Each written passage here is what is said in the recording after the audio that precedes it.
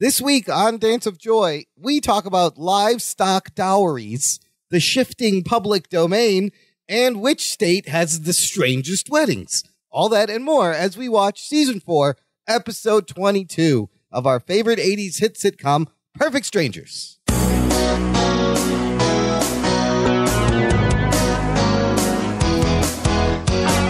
Hello and welcome to Dance of Joy, listener. This is a Perfect Strangers rewatch podcast. My name is Imran. I'm one of your cousin hosts. Joining me every week is, of course, my sister, Sophia. How's it going? What's up, cousin host brother Imran?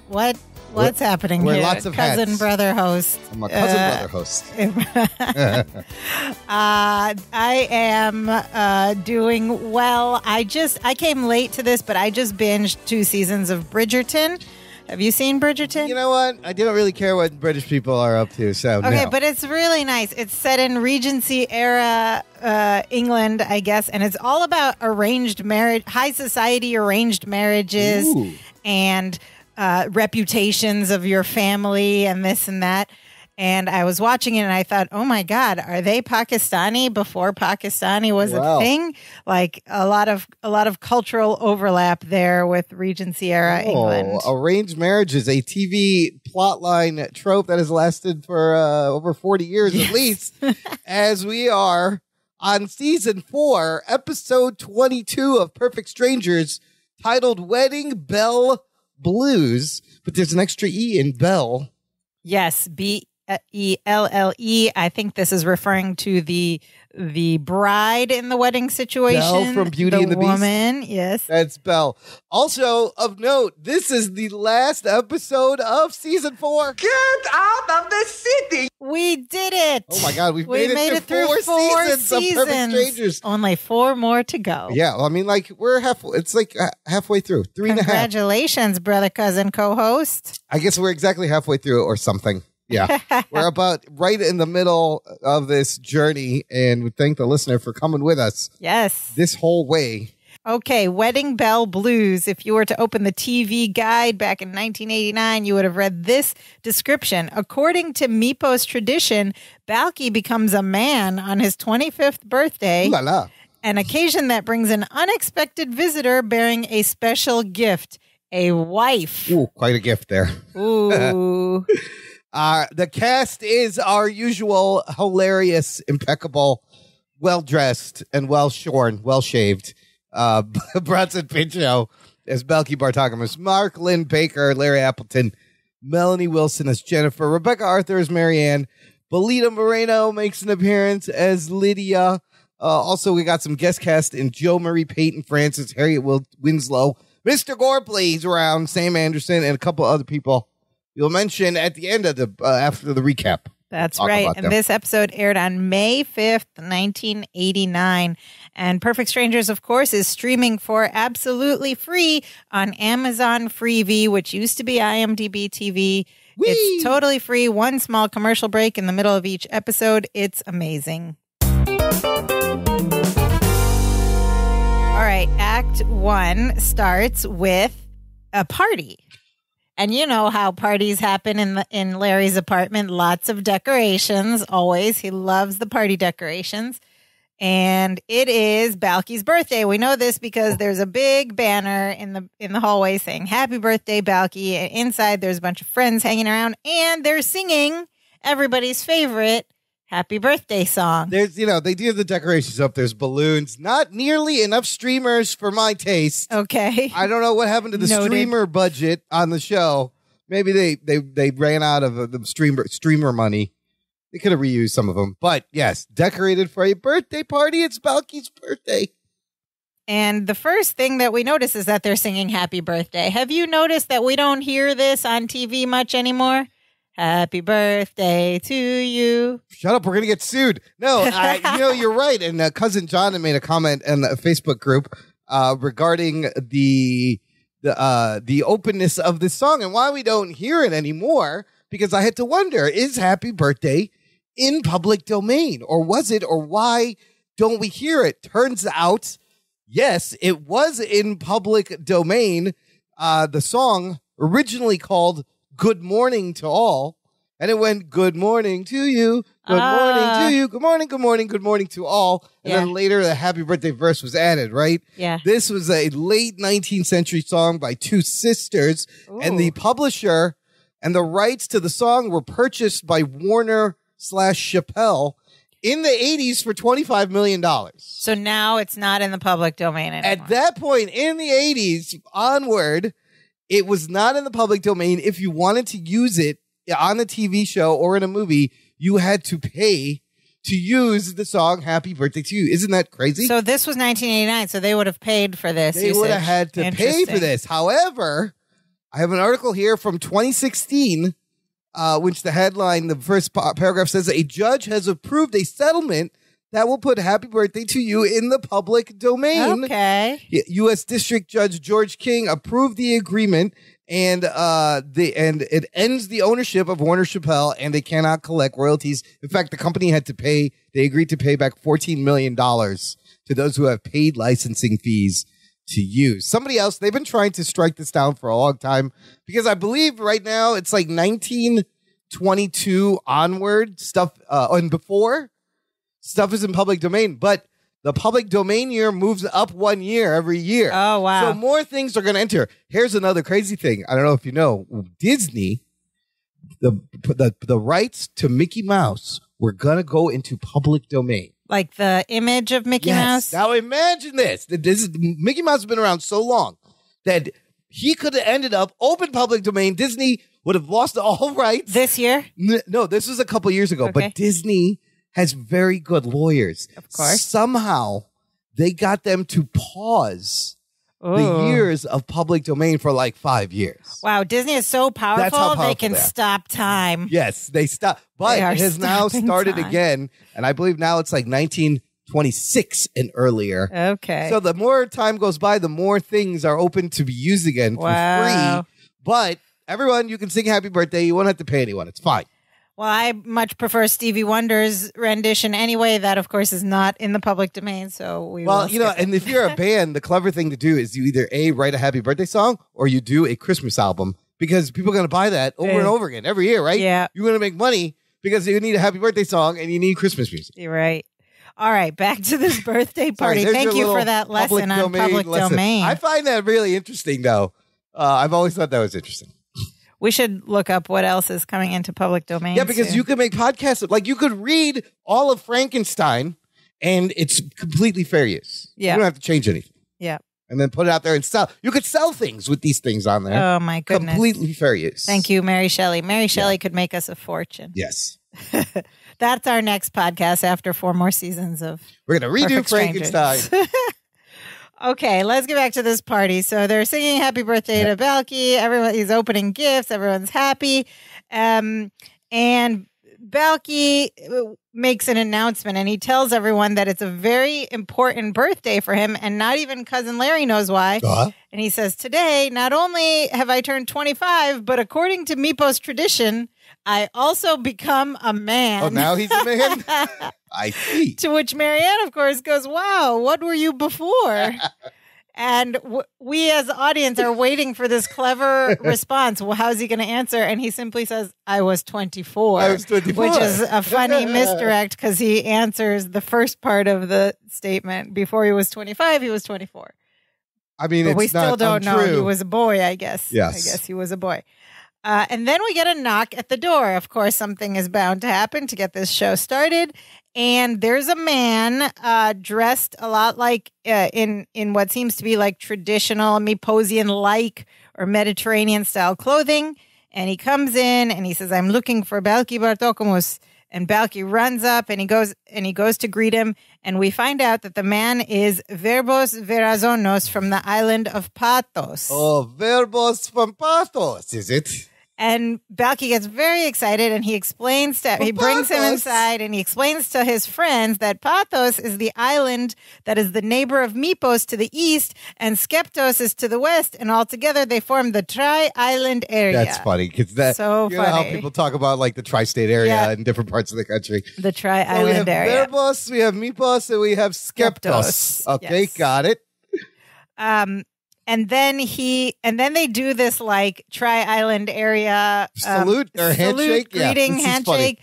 They like slap their thighs and then slap their hands against each other, and then they like tickle each other's faces, sort cheeks, of. At the same time, like. That's the Tri-Island greeting, I guess. And Balki looks at him and he says, "You're from Pathos? It's funny. You don't look pathetic." Here comes the jokes. Yes. I was waiting for this. I was waiting for the... I was kind of expecting pathological. You don't look pathological, but they went with pathetic, which is also, of course, very funny. It reminds me of a joke from Spaceballs where the girl is like, she's a druid princess, and Mog, John Candy, who's a half man, half dog, he goes, "Funny, she doesn't look Druish." But this one is funny. You don't look pathetic. If you're from Pathos, you're pathetic. And then Verbos explains, well, my father is from Pathos. My mother was born in Skeptos. And the Balki's like, yeah, I see it. Yeah, the nose and the mouth, definitely pathetic. But those eyes, those are the eyes of a skeptic. Yeah. It's so clever. It's so clever. Skeptical eyes. Skeptical eyes and a pathetic nose on the Verbos. Yeah. And then they sort of do this back and forth. Thank you. Don't mention. Thank you. Don't mention. Too. Thank you. Don't mention. Thank you. And they keep bowing to each other. And then they only stop when they both put their fingertips to their foreheads to like each stop other's them from rocking. Yeah, it's very strange. It's so funny. Weird, strange kind of rituals they have here from Pathos. Yeah. So then here comes the big point of this episode. Verbos explains that he has traveled all this way because he has brought Balki a birthday present from his mother. And Balki says, "Birthday present from Mama." And he gets so excited. And then Verbos pulls out of his pocket a little bundle and he hands Balki this little bundle wrapped in paper. And he says, "Here's a cookie for you." So he gives him a cookie and Balki gets so excited because it's a muku cookie. A muku cookie? Which we don't find out anything else about. We don't know what a muku cookie is. And he immediately starts eating it, and Gorpley's like, "What? This guy came 5,000 miles to bring him a cookie?" And I was expecting another punchline after that, but it was just Gorpley saying. So they're still inviting Gorpley to things. That's nice of them. Yeah, they're nice people. They got a love-hate relationship with the Sam Gorpley. Yeah. Even though very recently... Oh, he's mean to him all the time. And there's very small moments of humanity with Gorpley. Just once at Christmas. That was it. So Balki is like enjoying this cookie, and then in the meantime, while he's eating it, Verbos pulls out this like rolled up sheet of paper, and he stands in front of like a scroll in front of the front door, and he reads from the paper, "Balki Bartokomos, in honor of your 25th birthday." And then he motions to someone from the hallway outside the apartment, and says something in pathetic, in whatever language, for someone to enter. And this woman walks in, and she's also dressed in traditional style clothing, a kerchief over her hair, this young woman. And we hear Verbos say, "Allow me to present Kiki Karadopoulos, your bride to be." Whoa. And then Balki starts choking on the cookie he's eating. And Larry runs over to him, ready to give him the Heimlich maneuver. Instantly. He's like, "Oh no, he's choking." Wow, but that is a pretty big bombshell. His mother has sent a bride. Yeah, I would choke on a cookie too at that point. So then we transition to later that night. Everybody's gone. Larry's cleaning the party, and Balki comes in carrying a bag. He's got flowers in his hand. He tells Larry that he got Kiki and Verbos settled into the hotel, and they both sit down. And Larry's like, "Oh, good. You got Marianne flowers. She was really upset. That'll make her feel better." And Balki instantly pulls out a small basket from the bag and just starts ripping the flower petals off of the kind flower. Of aggressively, very aggressively, stripping these plants and putting them in the container. And Larry's like, "What are you doing?" And Balki's like, "No, these are for tomorrow. The bride has to walk down an aisle littered with flower petals." And then Larry's like, whoa. And he's totally shocked. He's like, "What bride? What are you talking about?" And Balki says, "I'm talking about the Karadopoulos Bartokomous wedding with reception immediately following." That's great. And then he goes on. He's like, "I thought we'd set up the chairs this way and we could put the altar over there, da-da-da." And Larry cuts him off and says, "Wait a minute." And he's incredulous. He's like, he can't believe Balki's going to go through with this. And Balky explains that it's a done deal. It's a done deal. The goat has already been delivered. Oh, no. The goat has been delivered. You can't take a goat back. The goat has been delivered. And of course, Larry's like, what? And Balky says, it's the standard short form inter-island marriage agreement. I get a bride and Kiki's father gets a goat. All right, it's fair. You know what is so funny about this? Just like little words that they wrote short form. Yeah, short form inter-island marriage agreement. It would have been funny as inter-island marriage agreement and even as standard, but like short form for me does this, like takes it over the top. It's so funny. It's so specific. It's a long form. You get a cow. Exactly. You get more. It's just livestock. Hilarious. Yeah. So then Balky like keeps talking about like, so then we'll arrange things this way, and he keeps talking. Okay, this looks good. And he's walking around the apartment like talking to himself about how the arrangements would be. And Larry follows him. He's like, Balky's like throwing the petals just to see what it would look like. You talk about words. I love this part where Balky just goes, I want to just strew a little bit. Because strew, you know how you're like, you need flower petals strewn about? Yeah. He's like, oh, I just want to strew a little bit. He used the literal verb. Yeah, strew. I don't know. It was a little throwaway line. I was like, that's so funny. He said strew. And Larry's following him around like shocked, and he's getting these petals thrown in his face. And then they make it to the counter thing that divides the kitchen from the living room.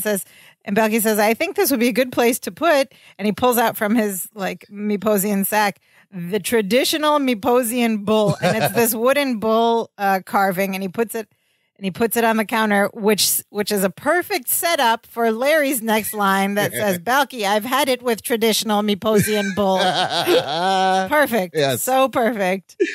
And then comes the real meat of the questioning.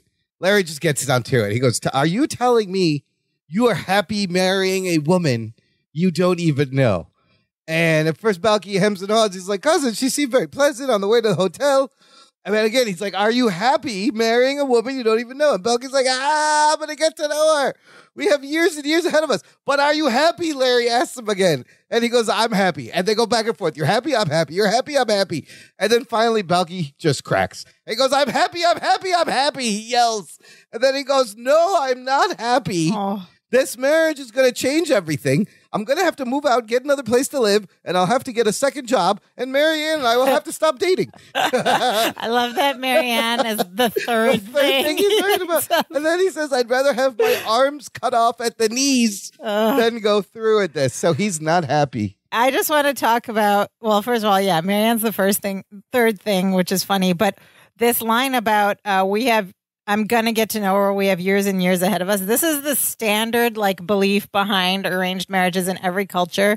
And of course, this reminds me of one of our favorite musicals, Fiddler on the Roof. Yeah. And there's a whole song about this. Yep. The first time I met you was on our wedding day. Do you love me? Love. I was scared. Me? I was shy. I was nervous. Yes, so was I. But my father and my mother said we'd learn to love each other. Yeah. So this has been, it's a classic belief in all arranged marriage cultures. This made me think it's of like, it's a Fiddler on the Roof. It's a business agreement, and you will learn to love each other. You learn to love each other. And sometimes it works. There's arguments to both things. Both ways. Yes. Sometimes it works fine, and other times it But Balky has just confessed the truth, that he is not happy, and Larry's like, good. All right, good. We got that out in the open. Now we'll go to the hotel tomorrow. We'll talk to them. Tell her no thanks and get her on the next plane to the Tri-Island area. And Balky is like, what are you talking about? I have to marry Kiki. And Larry's like, what? We're doing so well. There was a connection. It was meaningful. Like, he's like, what's happening? And Balky puts his arm around Larry and has to explain a few things that he feels that Larry must understand. He said, first, I could never go against Mama's wishes. And second, if he doesn't marry Kiki, Kiki will be disgraced and no other man will ever have her, and she will have to walk through the streets of Patos wearing the scarlet letter. The scarlet letter, Larry says. Which is R for returned. Oh, no. She was a return. Of course, this is a literary reference. Yes. Right? To Nathaniel Hawthorne's novel, The Scarlet Letter. Yes. Where it's about a woman who's forced to wear the letter A Yes. Or adultery in that case, not R for returned. But this idea of like she'll be disgraced, and this is also, a very common idea in these arranged marriage cultures. Yeah. And in Bridgerton. It was rejected. And of course in Bridgerton. The reputation and the honor of the woman was a very big deal in Bridgerton. Okay. And then Larry sort of understands, but he still like thinks it's a little bit ridiculous. And he says, isn't there anything we can do to get you out of this wedding?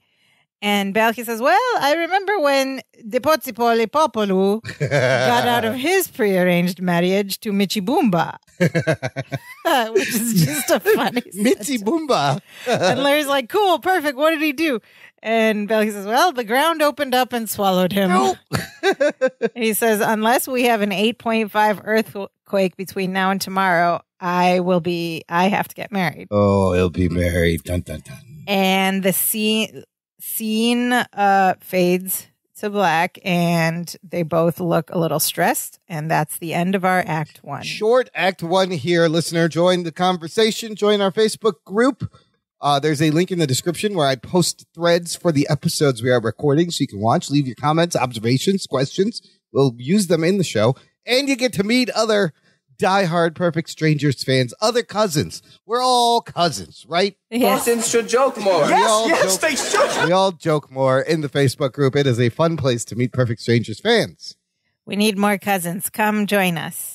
So we move on to Act 2, and we are now on the next day. And once again, the apartment more decorations is very decorated. This time, they've added to the birthday decorations with wedding decorations that are just kind of like traditional Meposian-looking bells and lots whatever, of plants, ruffles and plants. There are more streamers. I don't know if those are ruffles or streamers, but there's more Mediterranean patterns. There's rows of chairs set up and woven drapery. Things. It's actually quite nice. Like, I don't know how big is this apartment? I don't know. They have like rows of chairs, like sections. Yes, there's multiple rows of chairs in the living room. And it's there's a an huge altar, apartment, and it's like, I love the patterns. I love all the fabric. Yeah, like it's pretty well done. It's well decorated. Nice. Yeah. And Lydia is there. And she's not understanding. They're using Lydia as like I don't know, just a little tool to show how ridiculous this is. And she says, let me get this straight. Belki is marrying someone he's only known for 16 hours? What is this, a whirlwind romance? And Larry's like, nope, it's a birthday present. And Lydia says, wow, I only got him cologne. Good joke. And Larry starts to explain it, but Harriet takes over and pulls her away. And then we are in a bedroom. Yes. And we see Balki's at the window looking away. And at first, I thought this was Balki's bedroom. I would imagine it's Larry's because there's no Meposian decor. This is Larry's bedroom. But not only that, it is the first time we are inside Larry's bedroom. Yeah. Well, there's photos on the wall, right? Yeah. There's a Norman Rockwell painting print, but the photos would indicate it's definitely, Balki's bedroom is going to be a lot more colorful and Meposian. So at first I was like, this Balki's bedroom is weird. No, it's Larry's bedroom. And Larry walks in and he says, Balki, we're almost ready. And you see Balki turn around and he's wearing this amazing, looks real good, all white outfit. Like cream white with like a band, like a waistband around. Cummerbund, And he's got across his shoulder some sort of sword holder going across his shoulder with a sword. And it's bejeweled a little bit. He looks great though. And on the top of his all white sort of suit, across his chest are these like little coins on a chain. Yeah, that are hanging off like the embroidery. He looks real good. He looks very regal. And you even see like Larry's speechless and the audience is like, wow, look at that. Sharp. Larry is like caught off guard. He's speechless. And Belki's like, what's wrong? He says, no, you look fine. You look like you're about to lead the charge of the light brigade. And Belki's like, it's the sword, isn't it? Yes.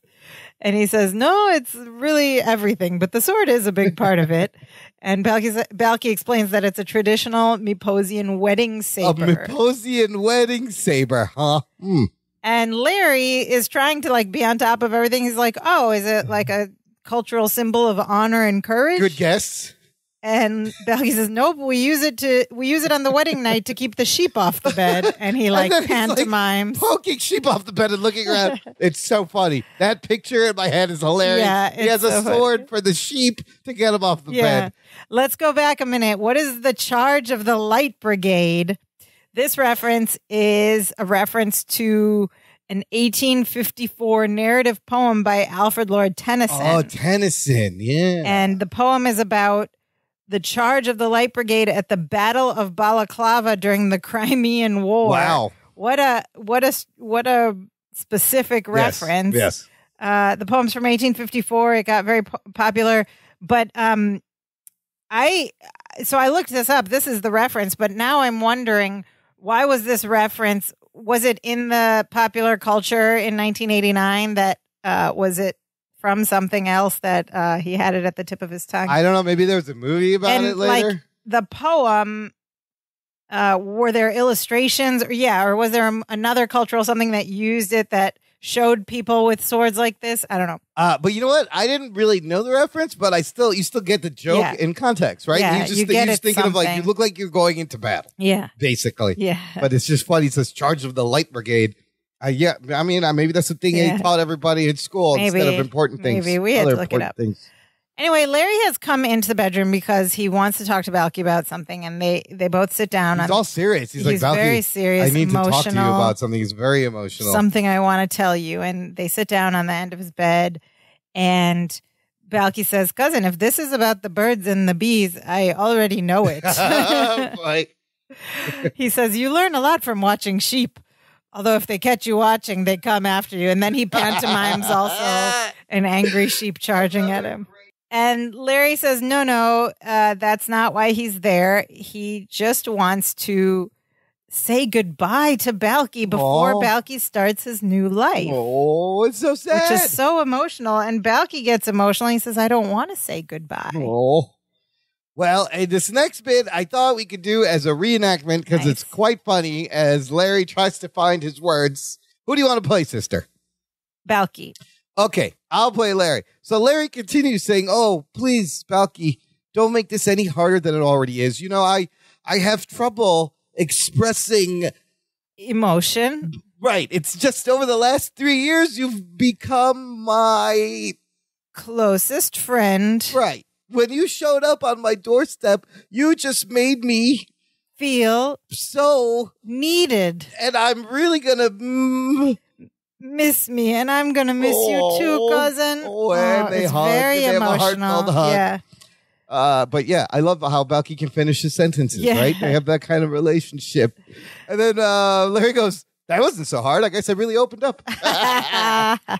Yeah, a very emotional scene about their relationship, which is a nice way to tie up the end of a season here. And you're watching this and you're like, wait a minute, is this really going to happen? Over? To say goodbye? Did they not get renewed for a fifth season? Right? It's the last episode of the season. This is the end for the show. What is happening? Just then there is a knock on the door. It is good old Verbos. Verbos has a surprise that Larry has put together, and he lets him know the surprise is Larry is ready. And Larry says, Balky, I have a wedding present for you. I called Meepos and had them get your mama on the phone so that she could listen to the wedding ceremony. So sweet. So sweet. That's what you had to do in 1989. Just hold up the phone receiver long distance. And it would take a day to get a long distance person on the phone, right? Yeah, That takes a lot of work. Yeah. And Bucky's like, only you would give me such a thoughtful present. And he's like, okay, well, I better go say Dazu Doya to mama. As he walks out. And he runs out of the room to go talk to his mother on the phone. Oh, we'll hear that later. And Verbos stays behind, and there's like a bag of his things on the bed. And he says, I guess I'll start packing so that I can leave right after the wedding. And Larry says, I guess you'll be happy to get back to Pathos. And then Verbos like gets sad, and he sits down and on the bed, and he buries his head in his hands. He says, I don't think I'll ever be happy again. Oh, no. And Larry's confused. He says, what's wrong? And then we find out from Verbos, he says, I'm in love with Kiki. Oh, boy. And Verbos is anguished and pained about this, but Larry is excited about this. He's happy. That's great. And Verbos says, no, it's terrible. I'm in love with another man's wife. And Larry says he's not Balki's wife yet, and now they can call off this stupid wedding. Yes. And Verbos says, no, we can't call off this stupid wedding. And Larry says, what do you mean we can't call off this stupid wedding? I found something funny in them repeating this, calling off this stupid wedding. And it comes back later as well. Yeah. And Larry's like, what do you mean? You're in love with Kiki? And Verbos says, yes, but she's not in love with me. Oh, boy. One of those. Oof. Unrequited. Is this a plot from Bridgerton? It sounds very Bridgerton. Yeah. This could happen. Yeah, okay. And then, speaking of the new bedrooms, right? We cut to where Kiki is. Where is Kiki? She is in Jennifer's bedroom. Yes. And this is the first time we see the inside of Jennifer's bedroom, and it's very nice. And Jennifer is helping Kiki with the headdress. I think it's funny how they try to show us whose bedrooms are whose, because Jennifer's bedroom is like all in like light pastel colors, flowery prints. And flowery. And Larry's bedroom is like darker, bolder. Yes. With no flowers. Maroon colors. Yes. And so she's fitting on this headdress, and she's like, let me know if this headpiece is too tight. And Kiki just goes, I want to die. Jennifer goes, I'll loosen it. And then Kiki's like, no, the headpiece is fine, but my life is miserable. And Jennifer tries to make her feel better by telling her that Balki is one of the finest human beings on the face of the earth. And Kiki says, yeah, I'm sure he is, but I am in love with Verbos. Oh, what? What? Twist. And again, didn't see that coming. Jennifer of course gets I did. excited. She says, that's wonderful. Now we can call off this stupid wedding. Everybody thinks the wedding is stupid. And Kiki says, no, they can't call it off because it's too late for her to tell Verbos how she feels. Because he doesn't even know I'm alive. Oh, little does Kiki know. Yes. They both think that each other doesn't know what's going on. Yes. I see. And she says, if I told him how I feel, I would only be rejected and humiliated, and then I would have to throw myself into the ocean halfway home because there's no way I'm walking around with that R on my chest.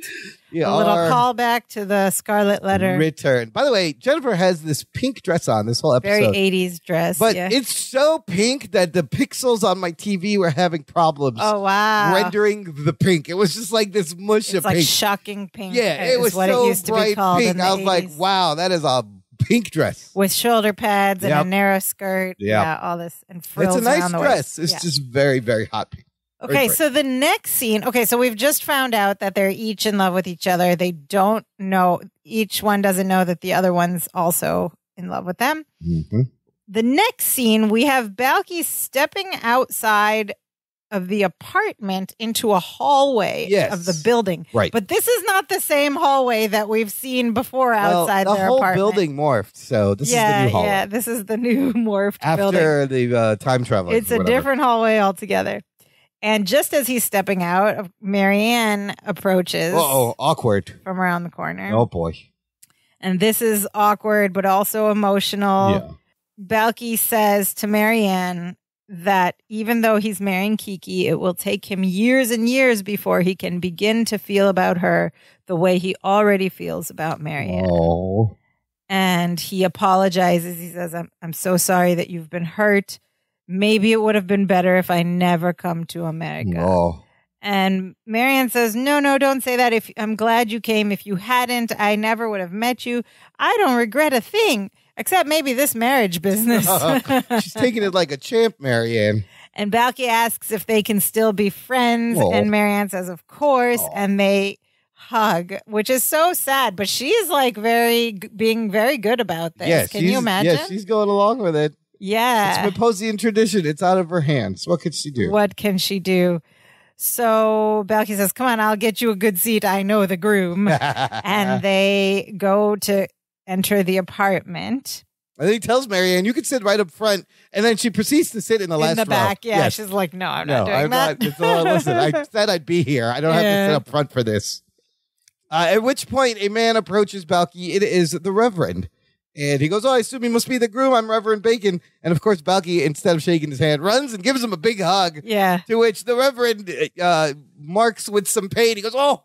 And then he goes, oh, sorry. pardon my saber. Yeah, the because he sword got poked him in the jabbed gut. with the sword. Yeah. Hey, Balky goes, thank you for coming on such short notice. Usually we have Mookie, the oldest man on the island, come down from Mount Mepos to perform the wedding. But since the trip would kill him, we decided to go with someone local. And Smart move. the Reverend's like, yeah, don't worry. I can handle it. I'm used to performing strange weddings. I used to live in California. Oh, burn California. Does California still have this reputation for just... I don't know. It's a state full of weirdos. I don't know that it ever had that reputation, but apparently... Like, if you were in California, you were bleach-haired and just... strange weddings. Strange surfer dude and like all hippies lived out there. But even in the late 80s, people from California were just different. It's funny. I feel like today, if they wrote that line, it would be like, I used to live in Portland, or I used to live in Austin, or I used to live in Florida. Oh, Florida would work now. But strange weddings, I think Portland would be a bigger joke. Okay. Or he could be like, I went to Burning Man or something. Yeah. Just something weird. Yeah, I went to Burning Man once. yeah. And then Balky's like, he has a piece of paper. Or Vegas, even. Vegas, yes. He pulls out a piece of paper, hands it to the Reverend. He goes, I wrote out the Mepposian wedding vows for you in English in case you're not familiar with them. And the Reverend takes the paper, he looks at, he goes, what's that word? And Balky goes, dysentery. Dysentery? Why? Why is there dysentery? What vow has dysentery? I vow to stay with you in sickness and in dysentery. Yeah. That's what it is. Dysentery and in health. Yeah.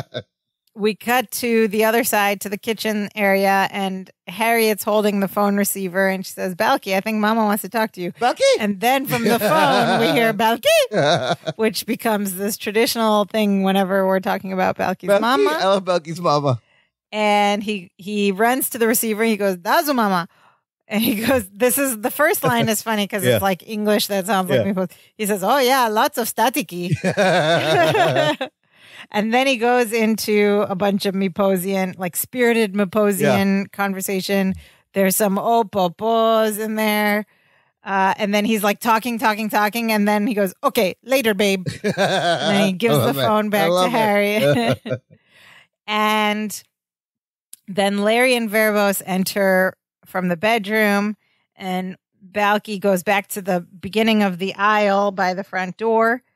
And they're ready. They're ready to start. And he says, okay, cousin, this is it. And Balky and Larry hook arms and stand at the start of the aisle. So this is a little bit different already than traditional weddings because it's Balky who's walking down the aisle. And Larry's like uncomfortable. And he says, do I really have to do this part? And Balky says, cousin, this is one of the most sacred parts of the Meposian wedding ceremony. The best man has to give the groom away. I like the flip. I love it. I like the flip. You give the groom away instead of the bride.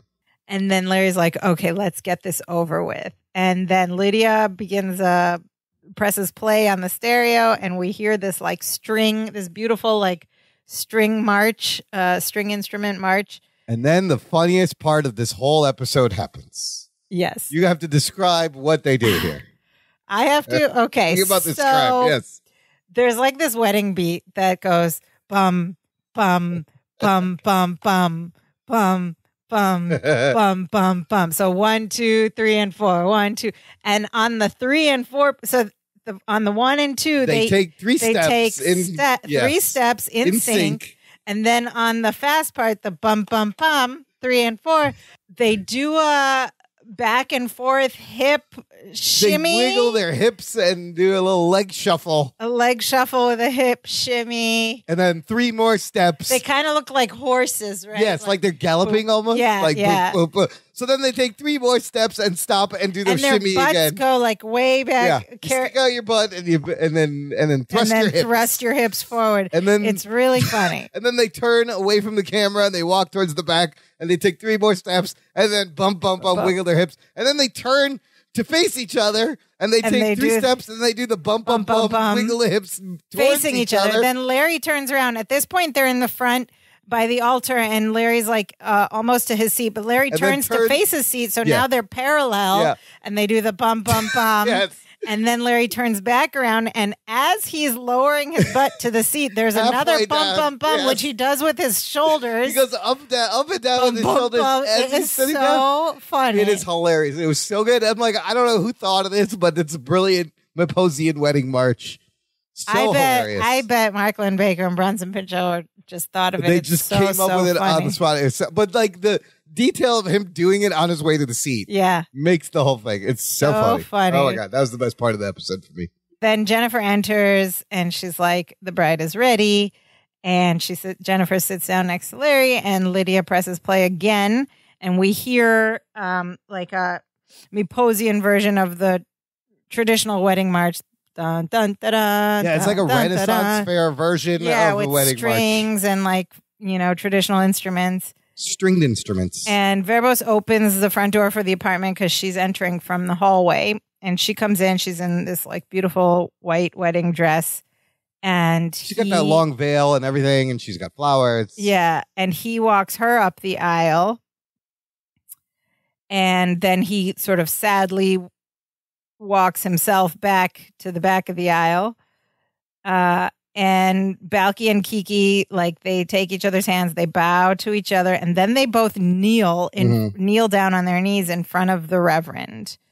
I guess that's how a Meposian wedding happens. That's how you do it. Then we hear a little bit of these vows from the Reverend, which are kind of funny. He says, "We are gathered here today to join together in holy matrimony. Balki Bartokomus, humble sheep herder turned big city mailroom executive, and Kiki Karadopoulos, daughter of Attila and Chichi Karadopoulos." Chichi Karadopoulos is a great name. So funny. And then they cut to an aside, and Jennifer and Larry are sitting there. And of course, having a conversation that no one else can hear during this wedding. They're having a wedding. Yeah. No, the Reverend's like, "Excuse me, I'm trying to get him married." No, they're having a conversation, and Larry's like, "Kiki makes a lovely bride, doesn't she?"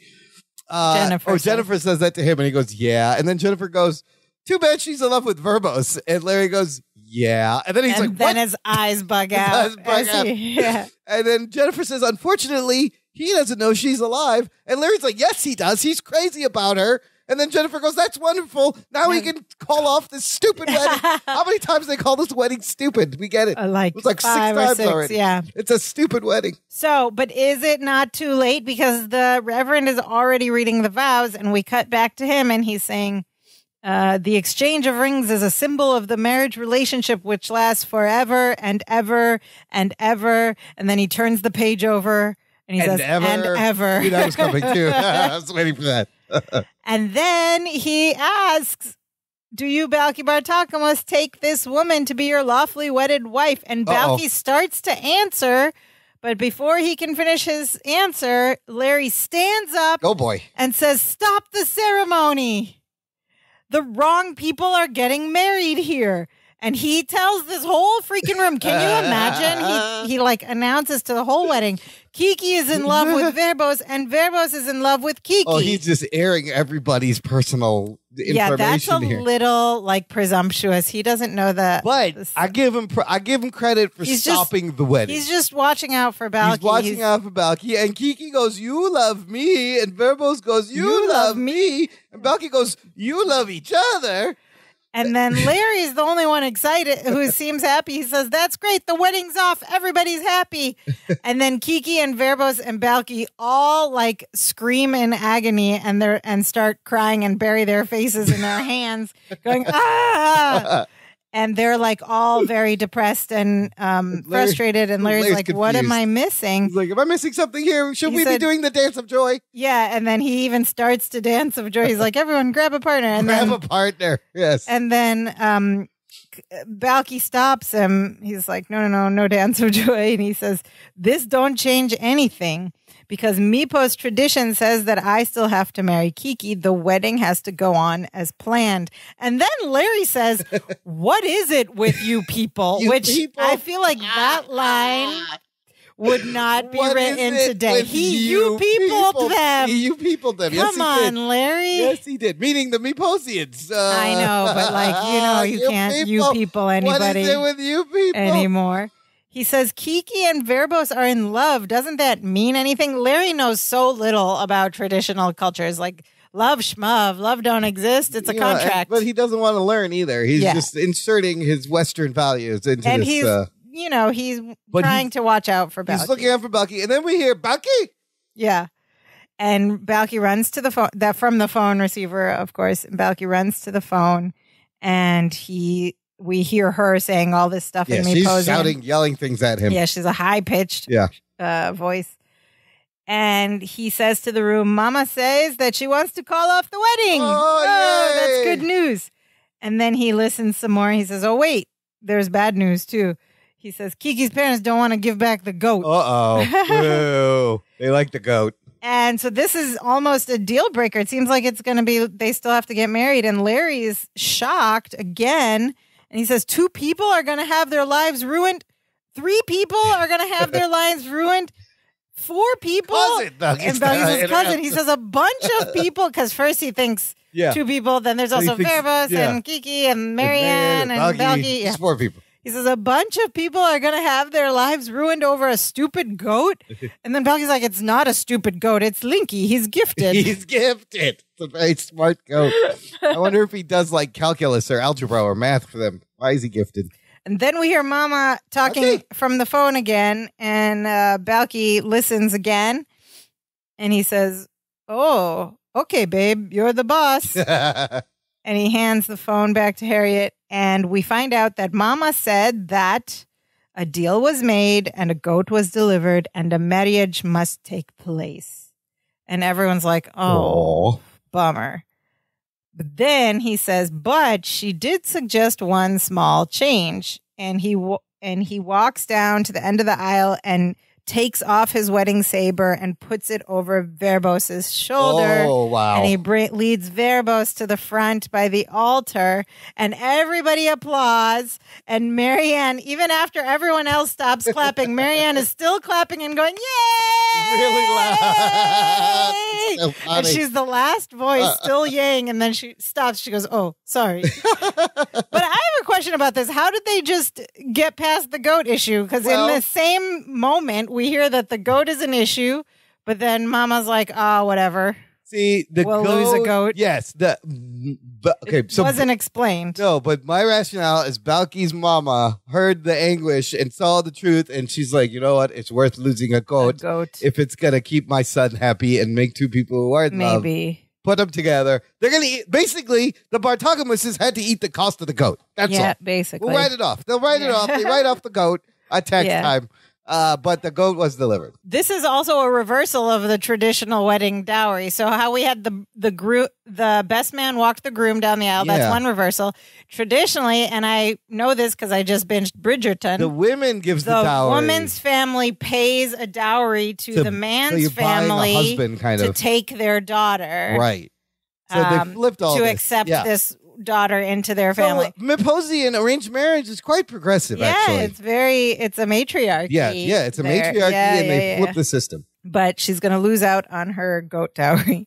It was a gifted goat, too, Linky. And so everyone's excited, and basically we don't see what happens next, but Verbos and Kiki get married in their apartment. And so then the next scene is the same day, but later in the evening, maybe. And Balky and Larry are at the door, sort of arm in arm with their respective girlfriends, Marianne and Jennifer, in sort of like embraces and chatting. And Jennifer says it was a beautiful wedding. And Marianne says, I don't like the way it began, but I sure like the way it ended. And she's like petting his arm awkwardly. Aww. And she says, are we still on for hot chocolate later? Isn't this adorable that their like hot date is hot chocolate? Hot chocolate. So cute. Yeah. And she says, are we still on for hot chocolate later? And Balky says, dead horses wouldn't drag me away. He means wild horses. Wild horses. Also a great Rolling Stone song. Dead horses? No, wild horses couldn't drag me away. He says, dead horses couldn't drag me away. Dead horses aren't dragging anything. And he says, I'll bring the marshmallows, my little lamb kebab. I love when he calls her lamb kebab. And he kisses her on the nose, which is also adorable. And then the girls leave, and Larry and Balky are left alone. And Larry says, well, Balky, right about now, the newlyweds should be enjoying the wedding present I gave them. a night's stay in the bridal suite of the Evanston Econo Lodge. I love it. Which is funny for us because we're from Chicago. We know Evanston. I don't believe there's an Econo Lodge. I don't think there's like a Holiday Inn. But I love how he's still cheap, even in his, when he's like, they got him the bridal suite, but it's at the Econo Lodge. And it's in Evanston, and it's not even like a fancy hotel in Chicago. It's the Evanston Econo Lodge. Yeah. Evanston is a lovely city, though, so it's fine. It is now, but in '89, it wasn't like? It wasn't like fully developed with commerce. I was hanging out in high school in Evanston around that time, and there was a bunch of cool hipster. Yeah, not but hipster, now it's like super developed and commercial. Yeah, the lake is right there. It's always very pretty. Mm-hmm. But I did used to hang out at Evanston coffee shops. In my youth. And so Balky takes a moment to thank Cousin Larry. And he says, if it wasn't for you, I'd be down at the Econo Lodge right now eating pork rinds and watching my pathetic bride cry her eyes out. Are pork rinds a Meposian wedding night tradition? No, I don't know. Yes, he likes pork rinds. And like, she's not pathetic, but she's pathetic. I love that pathetic She bride. is pathetic. She's from Pathos. No, but she's not literally pathetic. Yes. She's pathetic. Pathetic, capital P, pathetic But bride. actually, it would have worked both ways. Like, she would have been pathetic if that happened. Yeah. And then we hear Balky. Oh. And it turns out Balky's mama is still on the phone, and they forgot about her. This is long distance. They run over to the phone, and she's screaming in Meposian, and Balky tries to calm her down, and then Larry's like, dude, say goodbye. I'm going to have to take a loan out to pay for this call because she's been on the phone. Cost money? Like, you don't have to pay for them anymore. Time, and they forgot about her. We had to get cards, long distance phone cards to countries. Yeah, very from annoying. the shops. Yeah. Very annoying. Balky. And we hear again, Balky. And then she talks, and Larry's like, what did she say? And Balky says, she's not going to get off the phone until we do the dance of joy. So Larry grabs the receiver in his hands. They do a fast dance of joy, and which ends with Larry jumping into Balky's arms. And then Larry says into the receiver, bye, babe, and hangs up the phone, and roll credits. And that will take us to the end of season 4. Listener, you can celebrate us getting to the end of season 4 by visiting our TeePublic shop, danceofjoypod.com/shop. Get yourself a Dance of Joy t-shirt or mug or tote bag or cell phone case. We made it to season 4. You can celebrate. There's always sales going on. Yeah. Send us a photo if you get anything. Buy some merch. There's cool stuff there.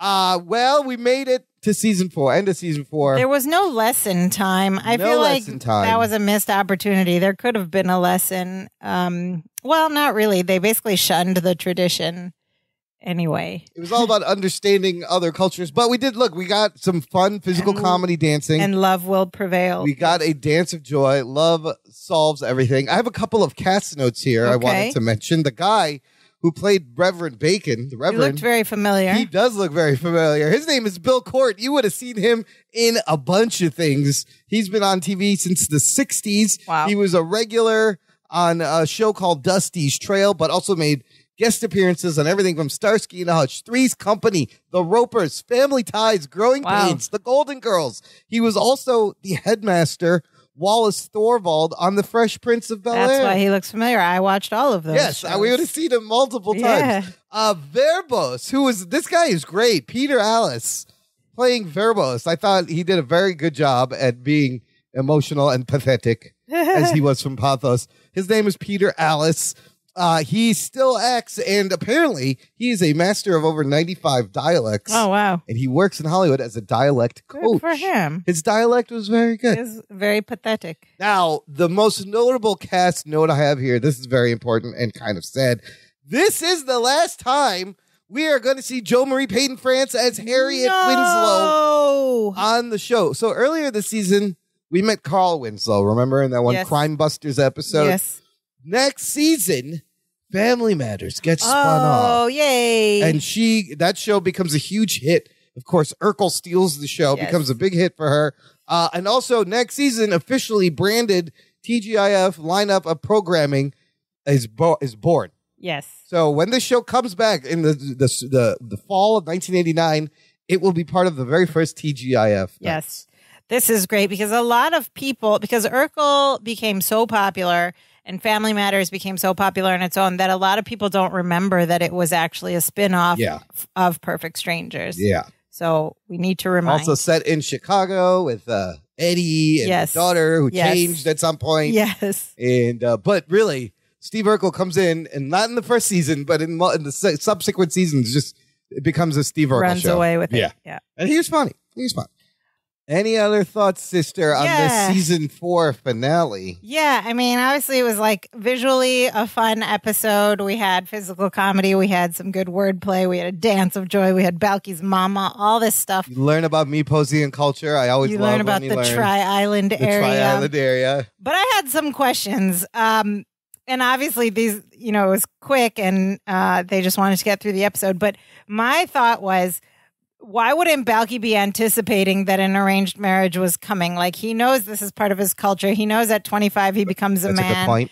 And so I feel like he should have seen it coming or would have been anguishing about it beforehand. So maybe a better premise would have been, listen, this thing is going to happen. You got to help me get out of it. And I say this coming from listeners, if you haven't caught on yet, but Imran and I are from an arranged marriage culture. Yes. We grew up with this. Neither of us had one, but coming from a culture that has these traditions, I'm like, no, you would know that at 25, especially if this is your coming to age and becoming a man, that this is expected of you and it was going to happen. So that little bit of it made me relate to the episode a little bit more, having grown up watching arranged marriages happen, watching the consequences. Some of them work, some of them don't. Some of them don't. It goes both ways. But also, with the loving Fiddler on the Roof and just this whole Eastern culture kind of thing of arranged marriages. And how big of a deal it is to break with that tradition. It's a huge deal. It's very scary. But I've had these arguments with my friends about love marriages and arranged marriages, and my friends who grew up in the West, they never understood it. And I'd always be like, well, look, there are some things that make sense, but I get where you're coming from also. Yeah. It is a weird thing, but you got to understand, but this is also, I think it goes back to European tradition of royal families and kingdoms. Bridgerton, we're joining kingdoms and resources. Joining families, So love had nothing to do with it. And, it's all about society and happened in Game of Thrones too, I think. Standing and finances and reputation. The other question I had was, okay, even if this is such a big deal of his coming to age, why wouldn't they do the wedding in Mypos? He would have, the whole weird thing about getting a bride delivered all the way across, I would imagine he would go back to Mypos. Because then they'd have to make a Mypos set. Yeah, I know. That was for the show. Flying back to Mypos. For sure. That was for the show. Maybe Marianne and Jennifer could have went with them because they got them a deal on tickets. Yeah. Oh, yeah. I would love to see Myposian airline. So those were my thoughts, and those were little nitpicks. The show is very much anti-arranged marriage and pro-love marriage. Yeah, the American cultural attitude wins out. Yes. In a somewhat rude way throughout the dialogue, them calling it a stupid wedding the whole time. Larry saying, "What is it with you people?" Right. It's they make no. Jennifer and Marianne is the only one who's like, I understand. And she doesn't even speak that. It's just shown. That's a good point. But Larry and Jennifer are just so callous about it. No effort to understand the culture or respect what Balky's going through. So I thought, what must have been going on in that writer's room. First of all, I thought I did think about the writer's room, somebody must have had enough familiarity with traditional cultures or have done research to even be able to write this stuff. Cause it was fairly true to the expectations, but they didn't go as far as to be let's have the American characters respect the struggle he's going through or the culture. That's what happened now. And when we get to PS today, that would have been a thing. This is your they were just you all are stupid. You people are stupid. It was a one note blanket Western, America-centric It kind of didn't sit well with me. I was like, I love these characters, but they're being so rude right now. Except for Marianne. Yeah. Marianne, and I'm saying this as someone who has shunned arranged marriages and didn't want to do it, but I still feel I just still felt a little cringy when they were "What's wrong with you?" I'll agree, but it was the '80s. It makes sense. It's exactly what. So that was my thought. But as a season end episode, it was nice. There was no lesson time. We almost thought that it was going to end with Balky getting married, I but know. we get saved. Mama comes around as people do at the end of 22-minute sitcoms. Did you have any other thoughts? No, let's find out what the listeners thought. We have a comment here from a cousin with my favorite name, Nicole Stoner. Nicole Stoner. First time commenting. She joined the group recently. She's got a nice chunky comment. She says, this episode is one of my favorites and is a very satisfying season finale, especially because of Balky's dilemma of honoring his culture while adjusting and adapting to his new one. I love Larry's character development in this episode too. Larry himself isn't looking to capitalize on an aspect of Myposian culture for once, and is very protective of Balky here. He understands how important traditions are to his cousin, but is also trying to rationalize that you don't have to go by the book. Traditions can grow and change as the country/culture develops, so there's nothing wrong with keeping certain elements of something as significant as a wedding. And if you're like myself, who grew up biculturally, this episode makes sense in that regard. I like what she says about honoring his culture while adjusting and adapting to his new one, which is something we've kind of gone through, is having one foot in Eastern culture, one foot in Western culture. Watch Miss Marvel on Disney Plus. Yeah. It's amazing. And then she continues, she says, we also see Larry's bedroom for the first time in this episode, and the cousins have a great moment in there before the ceremony because it reiterates that Larry needs Balky more than Balky needs Larry. Yes. Aw. Illustrated by Larry even jumping up to give Balky the Heimlich maneuver when he chokes on that cookie. I love this comment, absolutely on point. Any first generation child of immigrants will understand all of this sort of balancing two cultures, two worlds. The only thing I don't agree with in this comment is that Larry understands how important traditions are to his culture, because as we just said, the way I watched it, I don't think they made the Larry character understanding enough. I mean, he got it, but he was like, it's stupid. Go through with it. He got it, but it's stupid. And he maybe he understands, but he wasn't like respectful of it. He wasn't accepting it, and he does interrupt the marriage proceedings, but for a good cause. Right. And then Cousin John has our final season 4 wrap-up comment here. He says, I can see why there are so few comments on this episode, as it is built entirely around fake stakes. Nobody for a second thought Balky was going to marry Kiki. Well, I don't know. The stakes didn't seem so fake to me. He says, we are near the end of the season. I wonder if the writers should have had Balky marry Kiki, then a couple episodes of Balky as a married man before the marriage is annulled on a technicality, or Balky loses a duel to Verbos on purpose. I like that. That's good. Could have been an interesting cliffhanger as the season finale. Alas, as it exists, it's an unimpressive episode with a couple of chuckles. I mean, fair point, but I also think that in this era of sitcom, there were no cliffhangers between, because we didn't have bingeable television. Right. There was no incentive to have a cliffhanger at the end of a season. They did do the 2-part episode, so maybe they could have ended with a 2-part wedding episode, but not a season finale cliffhanger. That we weren't quite doing that. You needed the season to wrap up before, But nowadays, do they leave you hanging? Yeah, between that's seasons. Because we're in the era of binge watching. I don't know what I like better though, because that's kind of annoying. Because I'm like, I gotta wait a year and a half, and like the shows take a year and a half now between seasons. I'm like, I gotta wait a year and a half, and you left like Severance on Apple TV. I love the end of that show, the first season, but it got me so mad. I mean, everything, Ozark, yeah, but Severance literally ends in the middle of huge action. Don't give it away. I haven't gotten there yet. And I'm like, what? You ended like that? Oh my god! And I gotta wait like a year or 2 before it comes back. Yeah. But I love the dual idea. That would have been kind of funny too. Yeah. Verbos. Don't be ridiculous. Not said again. Of course I have. Don't be ridiculous. But you can see Dimitri clearly on the bookshelf. What's he doing? He's kind of wearing a Myposian outfit, like a suit, Myposian tuxedo maybe, and he has a bullet hat. He's got a little bullet hat, so he's ready to. Maybe the sheep all wear bullet hats during Myposian. He was ready to be best sheep at the wedding. Yes, like I'm sure if it was on Mypos, there'd be a bunch of sheep lined up. He would be the ring bearer. Yes, the best sheep. I get to have my best sheep cousin. The best man. That's the best sheep. Yeah. Okay, now it's time for the segment of our show that we call Perfect Strangers Today, or PS Today, in which we talk about if we were to remake this episode, retell this story today, what things would be different? Would it still hold up? Can we make this story today? I'm going to go back to my idea. I would have done like you said, Balky knows this is coming, and he's going to they're going to contract some wild premise to show that either he's already married, or he doesn't need to get married, or he's just some way to avoid it. I don't know. Or he manipulates to get Mama to arrange his wedding to Marianne, but they're not at that point in their relationship yet. But I mean, I think you could still do the premise. Like, you could still do a surprise arranged marriage gets dropped on someone. Yeah, because that definitely still happens. I feel like that would still happen.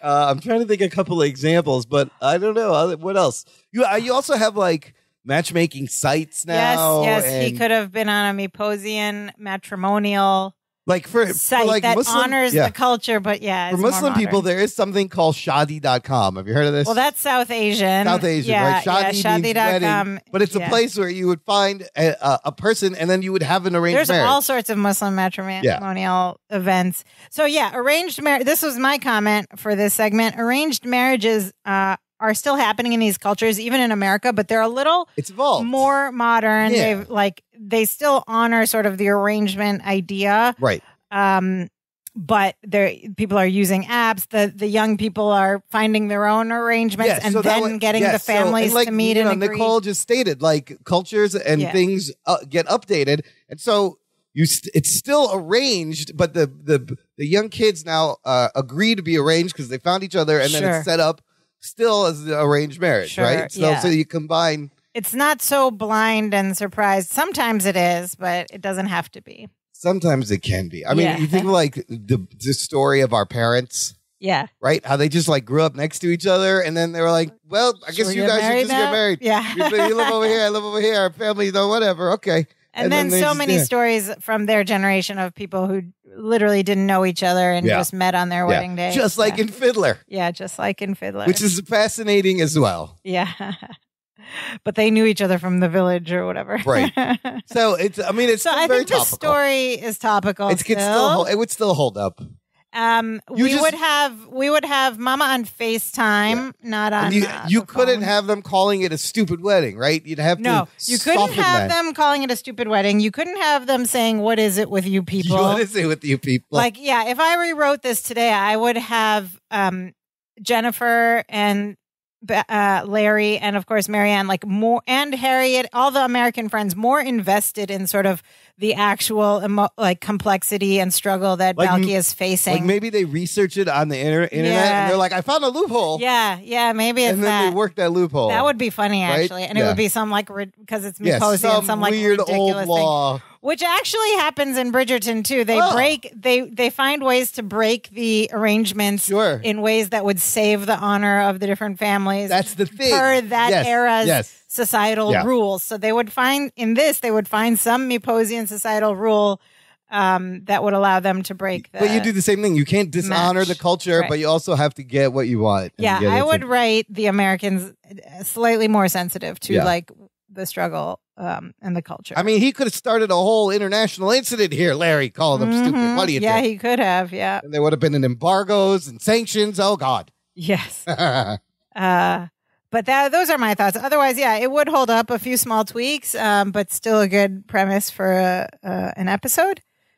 That brings us to the end of season 4. Listener, join us next week when we do our traditional season break special. Just a little laughs, a little break from the normal format in between seasons. What will it be? I don't know. There may be some guests. There may be some surprises. Or maybe not. Who knows? You're going to have to tune in to find out, because we're just still working on it as we go. But something fun. It'll be fun. It'll be fun. And then we'll pick up with season 5 after that. In the meantime, you can support this show if we have enlightened you on arranged marriages and you learned something. Buy us a virtual coffee. Visit our website, danceofjoypod.com/support. And it's a way to ensure the show keeps going. All the donations go back into the hosting and maintenance of the show. And we'd love your support that way. There are other ways you can support the show, sister. That's right. You can visit our website at danceofjoypod.com. There you can find all the links to where you can listen to our podcast, where you can leave us a rating and review and like and subscribe and all that fun stuff. You can also get in touch with us. Tell us your thoughts on arranged marriages.